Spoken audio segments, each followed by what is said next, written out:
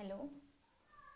चलिए आज का अगेन बहुत ही ज़्यादा important point that is a Hardy Weinberg principle. तो इसके रिलेटेड थियोरेटिकल क्वेश्चन भी पूछे जा रहे हैं और कैलकुलेशन वाले भी क्वेश्चंस इस पर नॉर्मली होते हैं इसके फ्रीक्वेंसीज के रिलेटेड।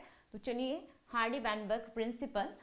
तो हार्डी वैनबर्ग इस साइंटिस्ट ने एक अल्जेब्रिक इक्वेशन दिया है related to the gene frequency जो कि पॉपुलेशन में प्रेजेंट होती है।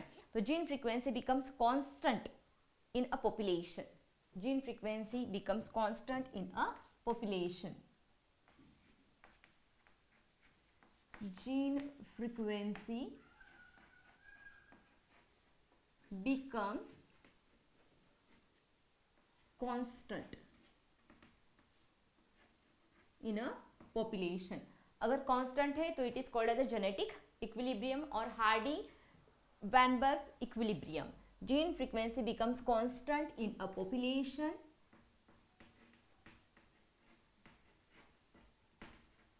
called as genetic equilibrium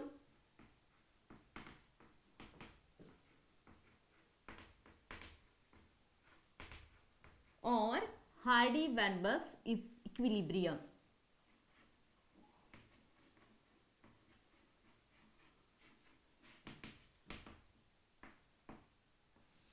Hardy Weinberg equilibrium.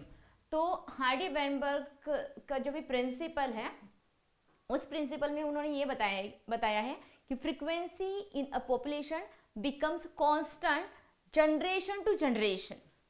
Gene frequency becomes constant in a population मतलब जीन फ्रीक्वेंसी ये जनरेशन टू जनरेशन अगर कांस्टेंट ही रही है तो it is called as Hardy Weinberg principle. ये उन्होंने बताया है, ये उनका मेन प्रिंसिपल है। Gene frequency becomes constant generation to generation. Principle क्या है उनका? Gene frequency becomes constant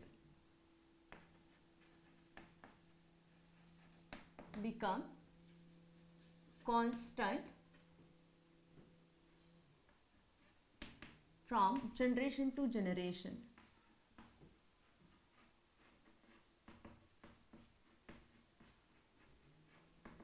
generation to generation अगर जीन फ्रीक्वेंसी कांस्टेंट है it is a main principle of Hardy Weinberg principal.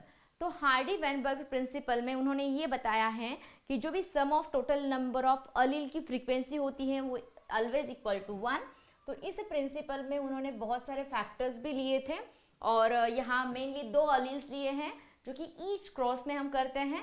एक तो डोमिनेंट अलील होते हैं, दूसरा रिसेसिव अलील होती है। तो चलिए हार्डी वैनबर्ग ने ये बताया है कि gene flow, genetic drift, genetic recombination, mutation, natural selection, ये कुछ फैक्टर्स है, इनके बारे में उन्होंने बताया। वो हम स्लोली सभी पॉइंट्स देख लेंगे। बट चलिए principle gene frequency becomes constant from generation to generation, ये उनका मेन प्रिंसिपल था। देन यहाँ जीन पूल क्या होता है? जीन पूल, जीन पूल का मतलब होता है total number of gene present in whole population. Gene pool का मतलब क्या होता है? Total number of gene present in whole population, total number of allele present in whole population is called as, और gene is called as a gene pool. Sum of total number of बोल सकते हो आप, total number of gene और gene में उनके allele and their alleles in a population is called as gene pool. मतलब मेरे बॉडी में बहुत सारे जीन्स हैं, आपके भी बॉडी में बहुत सारे जीन्स हैं, तो जो भी अलग से जीन है उनको भी काउंट करना है। तो इस ह्यूमन पॉपुलेशन में जितने भी जीन्स हैं उनका एक total sum of total number of genes जो होता है it is called as a gene pool. और जीन पूल जो होता है वो में भी चेंज भी हो सकता है। For example due to the migration की वजह से चेंज हो सकता है। माइग्रेशन मतलब जीन फ्लो की वजह से one place to the another place जो भी पीपल्स मूव हो रहे हैं, अमेरिका टू इंडिया, इंग्लैंड जो भी है, ठीक है। तो इंडिया के बहुत सारे पीपल्स अमेरिका में जाके सेटल हो रहे हैं, इसका मतलब इंडिया का जो भी जीन का नंबर है वो कम हो रहा है, अमेरिका में वो जीन पूल का नंबर बढ़ रहा है। इसका मतलब ड्यू टू द माइग्रेशन, इमे हो या इमाइग्रेशन हो, जो कि हम इकोसिस्टम में अगेन इन डिटेल देख लेंगे, तो इनकी वजह से जीन पूल का जो भी नंबर होता है, जीन्स का नंबर, वो कम या ज़्यादा होता है। तो चलिए, जीन पूल पर अफेक्ट कर रहा है जीन फ्लो, जेनेटिक फ्लो, और it is also called as a gene migration, gene migration.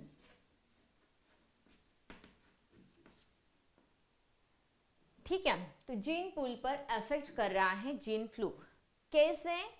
मैंने अभी बताया कि one place to the another place जो भी हमारी मूवमेंट हो रही है, माइग्रेशन हो रही है, इसका मतलब जीन का नंबर एक जगह बढ़ रहा है, दूसरी जगह कम हो रहा है।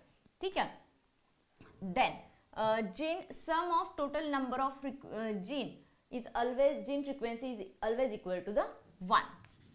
Sum of total number of gene frequency always equal to 1,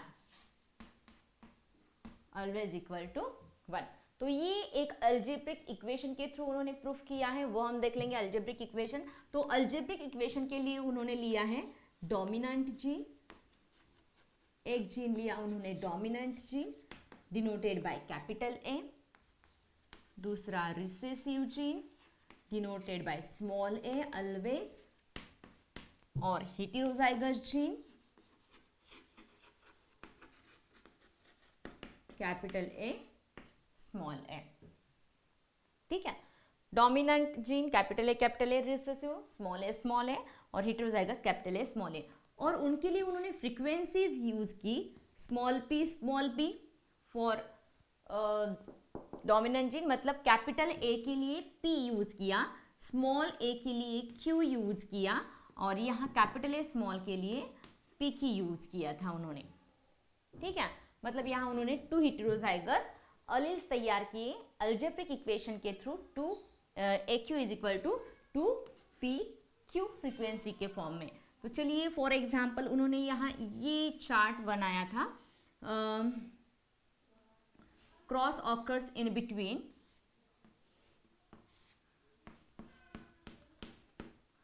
homozygous dominant with homozygous recessive, cross always ये वाला आएगा,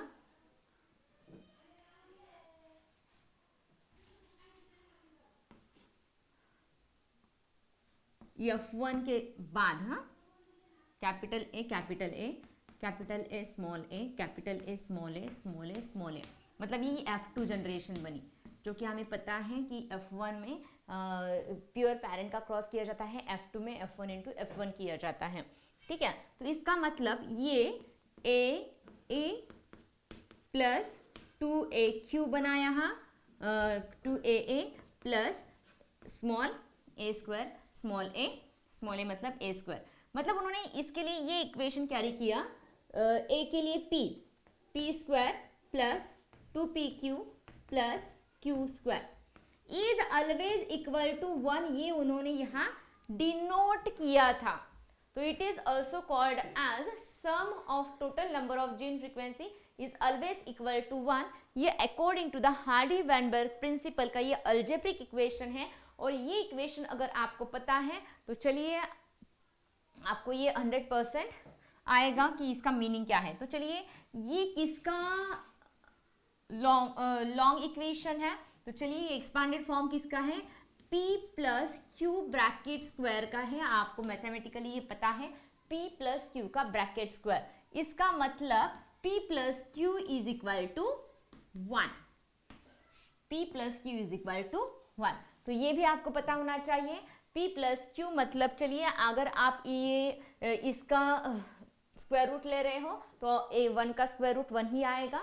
चलिए, P plus Q is equal to 1, चलिए तो आपको यहाँ P की वैल्यू दी गई है 0.6, फॉर एग्जाम्पल P की वैल्यू दी है 0.6, Q की निकालनी है, तो चलिए 0.6 plus Q is equal to 1, Q is equal to 1 minus 0.6, Q is equal to 0.4। ठीक है, तो चलिए ये है हार्डी-वेनबर्ग प्रिंसिपल उन्होंने बताया है। Then next point, factors affecting, 5 factors mainly affecting on Hardy Weinberg principle. तो कौन कौन से फैक्टर्स इफेक्ट करते हैं? Factors, 5 factors affecting on Hardy Weinberg principle. तो चलिए यहाँ 5 मेन फैक्टर्स हैं, 5 factors affecting on Hardy Weinberg principle. Common question इसी पॉइंट्स में से पूछा जा रहा है। पहला है जीन फ्लो, जीन फ्लो, और it is also called as a gene migration, gene migration. Second है genetic drift, genetic drift. Third mutation, next recombination, and last natural selection. तो ये 5 फैक्टर हार्डी वैनबर्ग प्रिंसिपल पर effect create करवाते हैं। For example Hardy Weinberg principle ये small population के लिए उन्होंने कैरी किया था। तो ये भी क्वेश्चन पूछा जाता है कि हार्डी वैनबर्ग प्रिंसिपल ये नॉर्मली किस टाइप की पॉपुलेशन के लिए कैरी किया जाता है, लार्ज पॉपुलेशन या small population? Hardy Weinberg principle is generally carried out for small population, it is carried out for small population. ठीक है, अगर पॉपुलेशन लार्ज है तो चलिए यहाँ पता नहीं चलेगा कि कितने लोग यहाँ से गए या कितने यहाँ ऐड हो गए। ऑब्वियसली चलिए घर में अगर 2 ही लोग हैं, एक यहाँ आ गया तो झट से नंबर बढ़ जाएगा, इसमें से एक कम हो गया तो एक ही रह जाएगा। इसका मतलब कम पॉपुलेशन है तो चलिए एडिशन और डिलीशन इजीली पता चल जाता है। बट चलिए बहुत ही ज्यादा पॉपुलेशन है तो यहाँ नहीं पता चलता कि चलिए कितने गए कितने ऐड हो गए। ऑब्वियसली सिंपल एग्जांपल, आपके घर में बहुत ज्यादा आपके बच्चों के खिलौने हैं, उसमें से एक खिलौना गायब हो गया, आपको पता नहीं चलेगा। लेकिन 4 खिलौने, उसमें से एक गायब हो गया तो आपको इजीली पता चल जाएगा कि यस इसमें से एक खिलौना नहीं है। ऑब्वियसली स्मॉल पॉपुलेशन में ये फ्रीक्वेंसी अगर चेंज हो रही है तो इमीडिएटली समझ में आती है। लार्ज पॉपुलेशन में वो इजीली अप्लाई की जा सकती है बट एक्चुअली इतने ज़्यादा इफेक्ट क्रिएट नहीं करती है। तो चलिए हार्डी वैनबर्ग के जो भी इक्विलिब्रियम है वो ऑलवेज इक्वल टू 1 होता है। और चलिए अगर उसमें जीन फ्लो हो रहा है तो इक्विलिब्रियम डिस्टर्ब हो सकता है। जेनेटिक ड्रिफ्ट की वजह से भी इक्विलिब्रियम डिस्टर्ब हो सकता है। जेनेटिक ड्रिफ्ट मतलब जीन फ्लो माइग्रेशन, इंडिया से अमेरिका में कुछ पीपल्स चले गए, ये इंडिया है ये अमेरिका है, यहाँ से बहुत सारे पीपल्स अमेरिका में चले गए तो यहाँ माइग्रेशन हुआ, तो यहाँ इमिग्रेशन बोल सकते हो आप, EMI, और यहाँ इमाइग्रेशन हो रहा है, मतलब यहाँ आ रहे हैं लोग। ठीक है, तो ये माइग्रेशन की वजह से जीन फ्लो हो रहा है। Then genetic drift, genetic drift मतलब चलिए यहाँ अचानक से नंबर कम हो गया तो it is called as a genetic drift. Genetic drift अचानक से जीन का नंबर, मतलब जीन ही वहां से गायब हो गए, नंबर कम हो गया totally, it is called as genetic drift. Next mutation भी अफेक्ट करवाता है, क्योंकि म्यूटेशन अगर बहुत ही लार्ज क्वांटिटी में हो रहा है ऑब्वियसली ये जो हार्डी वैनबर्ग प्रिंसिपल है वो नॉर्मली डिस्टर्ब हो जाएगा, लार्ज स्टेप में म्यूटेशन हो रहा है तो। नेक्स्ट ऑब्वियसली रिकॉम्बिनेशन भी इस पर इफेक्ट क्रिएट करेगा।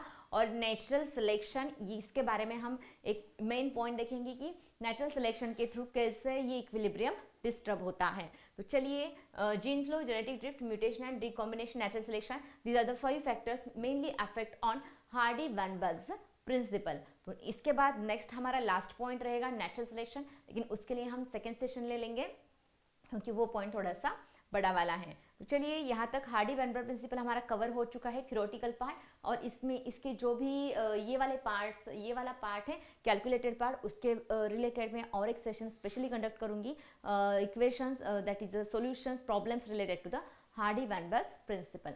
नेक्स्ट सेशन रहेगा हमारा टाइप्स ऑफ नेचुरल सिलेक्शन।